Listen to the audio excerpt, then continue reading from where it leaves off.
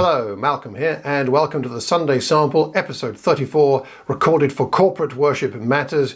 Today I want to talk about making the most of meaningful movement. Bit of a mouthful. Making the most of meaningful movement. On stage, up front, whenever you're leading singing and having a corporate worship session, you've got a worship team, there's always some movement. Depending on your setup, more in some situations than others, but there's always some movement. Are we making the most of that movement? And are we conscious of what's happening when movement is going on? So what I mean by this is, let me draw you a fictional picture of something that might happen at a church service somewhere near you. A song has ended. Someone's leading the song, they're playing the guitar, or they're conducting the congregation. They finish, and then they look a bit blank for a moment, look around, look down, and slowly wander off as somebody else slowly wanders on. There's a gap of the transition. The other person's looking down and looking at the piece of paper. What am I doing next? Which song is it? And who's playing what's the introduction?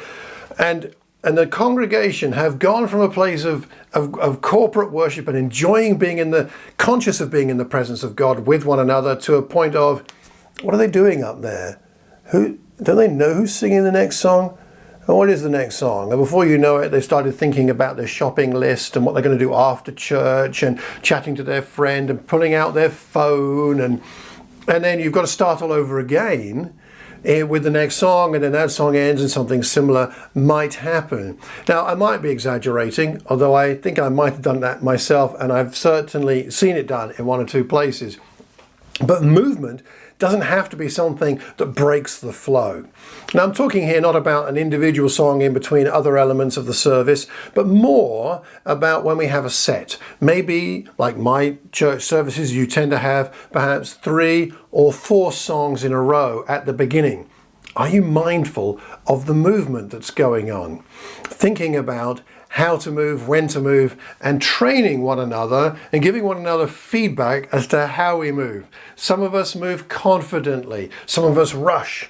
Somebody I have known bows their head and scuttles along as if they're not meant to be there. Perhaps some of us are too languid in our movement. Doesn't look like it matters what we're doing up there. Others of us perhaps look a bit tense as we move around. We need to give each other feedback. So a few thoughts on movement for us, and take what applies for you, because your worship situation might be a bit different from mine. So first of all, feedback. As I mentioned earlier, give each other feedback. How does it look? You can't tell when you're up there. Perhaps ask someone out in the congregation what the movement looks like and what feedback they might give to the people who move around. So they've got to be brave.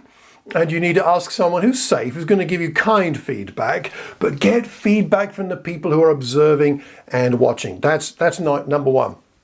Number 2, get some training. Either look online or perhaps if you have someone in your congregation who has acting experience, ask them to school you in movement. Not exaggerated movement, not too complicated, but just to give you a bit of training.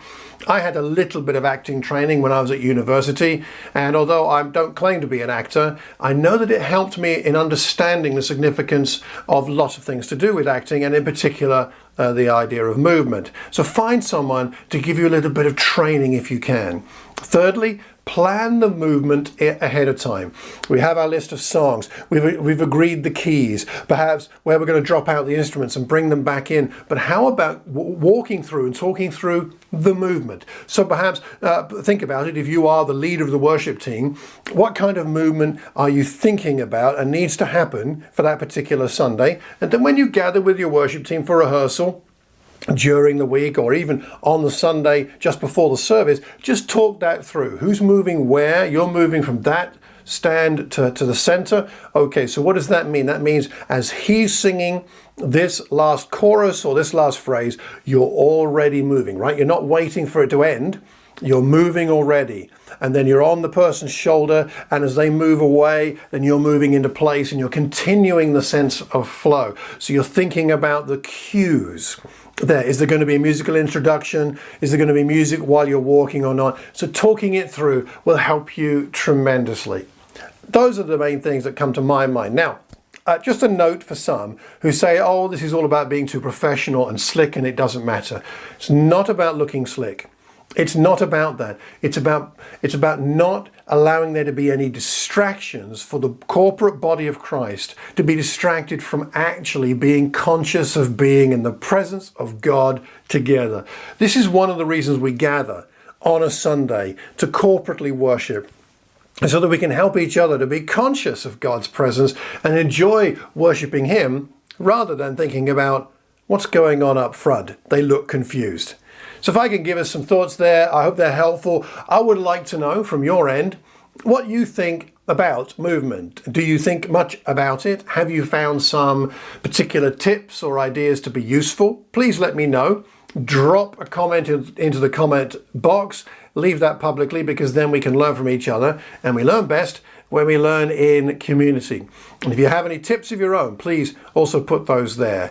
And if I could ask you to pass the link to this recording on to one other person who might benefit, that would be wonderful.